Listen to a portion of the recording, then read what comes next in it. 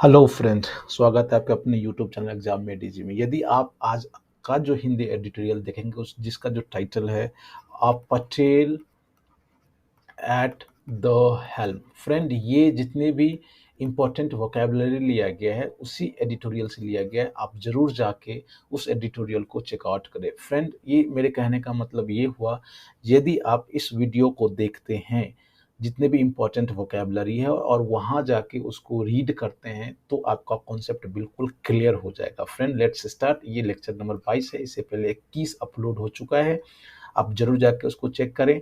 और आप यदि नए हैं तो इस चैनल को जरूर सब्सक्राइब, शेयर और लाइक कीजिएगा। पहला जो आज का वर्ड है और जिसको हम वोकेबलरी इडियम्स कह सकते हैं, eight the helm. Eight the helm ये क्या है? इडियम्स एक है फ्रेंड। इसका मतलब होता है, मीनिंग आप देख रहे हैं इस वीडियो का, जो हमारा लेक्चर, जो हमारा पर्पस जो है, ये आपको ये वोकेबलरी जो क्या है, इसके बाद आइडेंटिटी क्या है, ये idioms, phrase, non, adjective, adverb, जो भी इसका पहचान होगा उसकी हम चर्चा चर्चा करते हैं। फिर ये मीनिंग आ जाता है, फिर इसका यूज इन सेंटेंस आ जाता है और फिर हम लोग सिनोनिम्स देखते हैं। फ्रेंड्स, तो मुझे आशा है यदि आप इस एक वर्ड को इतने अलग अलग भाग में देखेंगे आप आराम से सीख सकते हैं। तो एट द हेल्म इडियम्स है। इसका मतलब ये हुआ in charge of an organisation. Friend, जैसे कि कभी आप शिप या जो बहुत बड़ा शिप होता है, यदि आप उस पर ट्रेवल किए होंगे तो आगे क्या होता है? स्टीयरिंग होता है, राइट। इसी को हेल्म कहा जाता है। कहने का मतलब ये इंचार्ज है सारे शिप का, राइट। तो इन चार्ज ऑफ ऑर्गेनाइजेशन। अब इसका यूजेज क्या हो सकता है सेंटेंस में? फ्रेंड, इसको हम लोग देखते हैं। She is the first women to be at the helm of this corporation. ये कह रहा है जो वह एक पहली महिला होगी जो इस कॉरपोरेशन की मुखिया होगी, या फिर इन कंट्रोल, जिसको हम सिनोनिम्स कहते हैं, जो कोई इंसान किसी चीज को कंट्रोल के, मेन कंट्रोल में, उसके अंडर में सब कुछ हो, उसको हम एट द हेल्म कहते हैं। तो फ्रेंड, ये आज का अपना पहला वर्ड था। आज का जो दूसरा वर्ड है ये है चेंज ऑफ गार्ड। फ्रेंड, ये भी एक इडियम्स है। इसका मतलब ये हो गया, जो any situation in which individual और group charged with a task or responsibility in an organization is replaced by another individual or group। ये बहुत ज़्यादा लंबा एक्सप्लेनेशन है, इसको मैं शॉर्ट में बताता हूँ। फ्रेंड, मान लिया जाए आप ये गुजरात है, राइट। ये गुजरात है, तो यहाँ का मुख्यमंत्री कौन था? भूपेंद्र रूपानी, सॉरी, विजय रूपानी।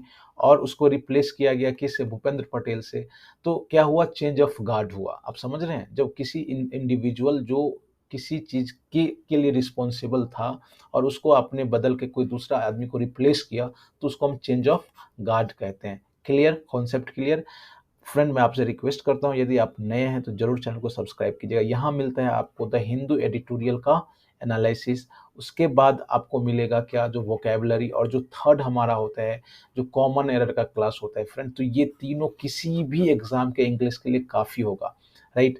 आप जो एंड स्क्रीन है वहाँ जाके आप जरूर इस वीडियो के एंड स्क्रीन में देखिएगा, जो सारा चीज़ डिटेल्स दिया हुआ है। जरूर आप चैनल को चेकआउट कीजिए। आज का जो तीसरा वर्ड है, come out of blue. Again ये इडियम्स है friend. Come out of blue means unexpected, बिना आप आशा कुछ नहीं आपको था, अचानक आ गया, राइट। तो उसको कहते हैं कम आउट ऑफ ब्लू। जैसे कि एक सेंटेंस के माध्यम से इसका मीनिंग हम समझने का प्रयास करते हैं। One day out of blue she announce that she was living. एक दिन अचानक उन्होंने अनाउंस किया कि वो छोड़ रही है। She is living the country, आप कह दीजिए। एक दिन उन्होंने अनाउंस किया, अचानक उन्होंने अनाउंस किया, अनएक्सपेक्टेड, कोई आशा नहीं था, राइट, कि वो कंट्री छोड़ रही है। तो come out of blue, come out of blue means unexpected. Next आज का जो इंपॉर्टेंट वर्ड है फ्रेंड, इंट्रिग। स्पेलिंग देखिए friend, INTRIGUE, intrigue. Intrigue means क्या होता है कि कोई आप सीक्रेट प्लानिंग। सबसे पहले ये नाउन है, क्या है? नाउन है फ्रेंड। ये आइडेंटिटी, कोई सीक्रेट प्लानिंग है ऑफ समथिंग इलिसिट और डिट्रीमेंटल। आप कोई खतरनाक योजना बना रहे हैं, या कोई षड्यंत्र रच रहे हैं, तो उसी को हम इंट्रीग इंट्रीग कहते हैं फ्रेंड। जैसे कि the cabinet was a nest of intrigue. जो कैबिनेट था, राइट, वो घोंसला था ऐसे खतरनाक भयंकर षड्यंत्र रचने वालों का, राइट। इसका जो सिनोनिम्स हो सकता है, प्लॉटिंग और प्लानिंग। जाहिर सी बात है, इंट्रीग का क्या होगा? Plotting and planning. फ्रेंड, मुझे ऐसा लग रहा है जो आप वर्ड को जरूर समझ रहे होंगे। यदि आपको कोई कठिनाइयाँ हो या फिर कोई आप प्रॉब्लम फेस कर रहे हो तो कमेंट सेक्शन में जरूर आप लिखिएगा।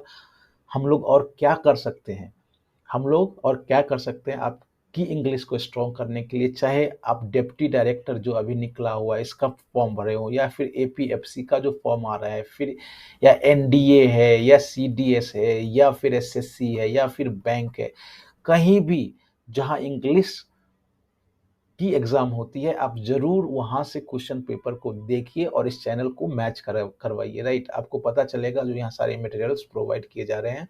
नेक्स्ट वर्ड आज का जो इंपॉर्टेंट है ये है अंडर रैप। ये भी अगेन ये क्या है, इडियम्स है फ्रेंड। क्या है, इडियम्स है। इसका मीनिंग क्या होगा, known to only a few people. कोई चीज जैसे कि है और वो अंडर रैप है, मतलब कुछ लोगों को ही पता है, ये बिल्कुल ओपन नहीं है। इसका हम यूजेज ऑफ सेंटेंस में देखते हैं, क्या होगा, the name of the movie is being kept under wrap. जैसे कि मान लिया जाए आप डायरेक्टर हैं तो आप नहीं चाहेंगे जो आप पहले ही अनाउंस कर दे, तो आप उसको सीक्रेट रखते हैं, आप कुछ ही लोगों तक, डायरेक्टर, प्रोड्यूसर, एक्टर तक ही सीमित रखते हैं। तो इसका सिनोनिम्स हो सकता है सीक्रेट, राइट। आज का जो इंपॉर्टेंट और सिक्स्थ वर्ड है फ्रेंड, ये क्या है, ऑन द कार्ड। ये अगेन इडियम्स है। मैं फ्रेंड आपको रिक्वेस्ट करूंगा जो आज का जरूर आप एडिटोरियल देखिए फ्रेंड, बहुत सारा कॉन्सेप्ट क्लियर होगा, बहुत सारा इडियम्स है उसमें यूज किया गया है, right. It is very advisable to go, I mean to watch that idioms, sorry, editorial. तो ऑन द कार्ड्स, ये अगेन इडियम्स है। इसका मतलब पॉसिबली और लाइकली, मतलब संभव है, होने वाला है। जैसे कि इसका सिनोनिम्स हम पहले देख लेते हैं, प्रोबेबल, एक्सपेक्टेड, पॉसिबल।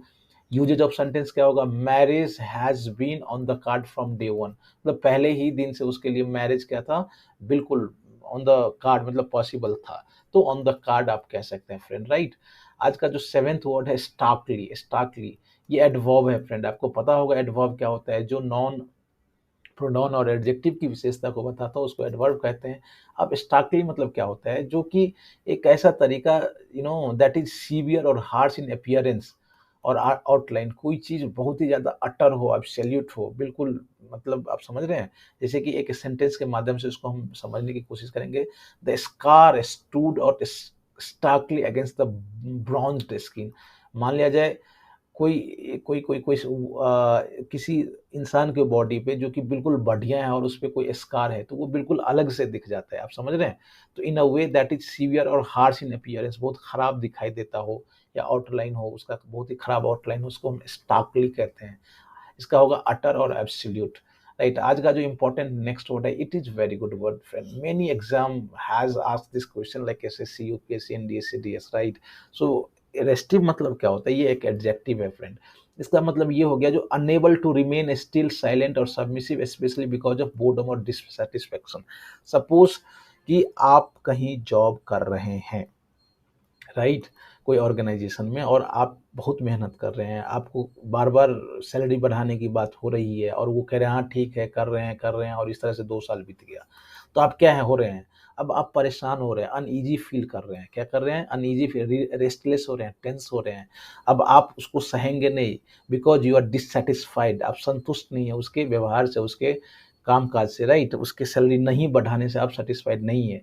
तो ऐसे कंडीशन को हम रेस्टिव कहते हैं। जैसे कि एक सेंटेंस के माध्यम से मैं आपको बताता हूँ, the crowd had been waiting for hours and many were becoming restive. जैसे कि घंटों धूप में कोई नेता के चक्कर में आप खड़े हैं और वो आ ही नहीं रहा है, तो आप क्या हो रहे हैं, टेंस्ड हो रहे हैं, अनईजी हो रहे हैं, रेस्टिव हो रहे हैं। Did am I clear? मुझे ऐसा लग रहा है जो आप इस वर्ड को सीख गए होंगे। नेक्स्ट आज का जो इंपॉर्टेंट वर्ड है viable. It's again a very, ये फेवरेट वर्ड है हिंदू का, और कई सारे एग्जाम का भी होता है। वाइबल मीन्स क्या होता है फ्रेंड, सबसे पहले तो मैं आपको सिनोनिम्स बता दूं। जो ये वर्केबल, फिजिबल और प्रैक्टिकल, ऐसा चीज जो बिल्कुल काम में हो, या प्रैक्टिकल हो, या फिर काम के लायक हो, तो उसको हम कहते हैं फिजिबल। जैसे कि इसका मीनिंग एग्जैक्टली मैं बताऊं, कैपेबल ऑफ वर्किंग सक्सेसफुली। कुछ ऐसी चीज जिसमें कैपेसिटी हो, जो सक्सेसफुली वर्क करे।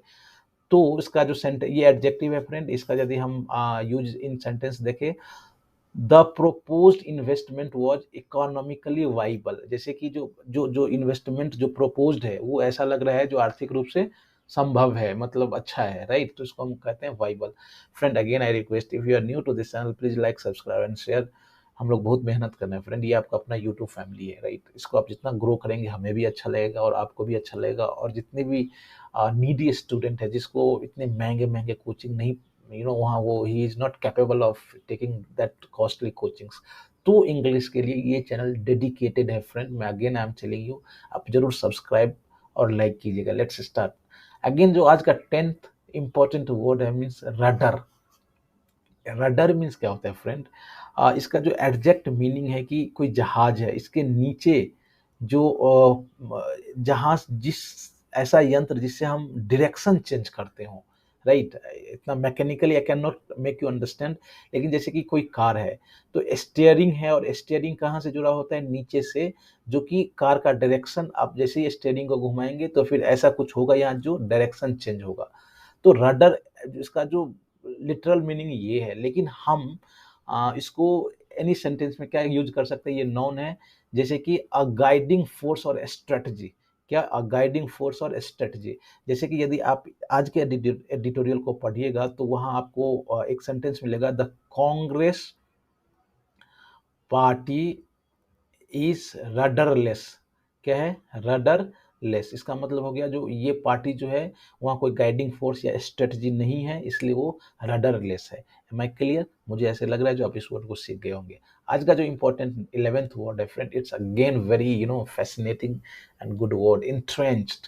एंट्रेंच्ड, ENTRENCHED, एंट्रेंच्ड, ये एडजेक्टिव है। इसका मतलब मैं आपको बताता हूँ।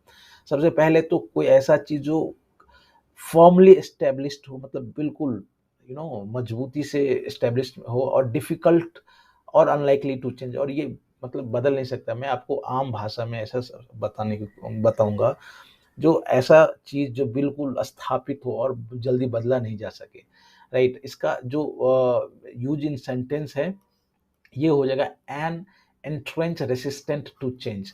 मतलब बिल्कुल फॉर्मली रेसिस्टेंट हो, जो कि चेंज के लिए हो, राइट? इसका जो सिनोनिम्स हो सकता है ingrained, established, confirmed, right?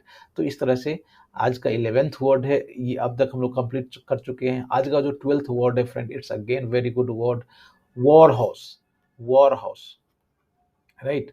Horse, war horse, ये नॉन है फ्रेंड। इसका मतलब हो गया एक ऐसा सोल्जर या पॉलिटिशियंस या खिलाड़ी जो कि बहुत सारा कॉन्टेस्ट या प्रचार कर चुका हो, उसको हम बहुत वेटरन हो, आप यूँ कह सकते हैं।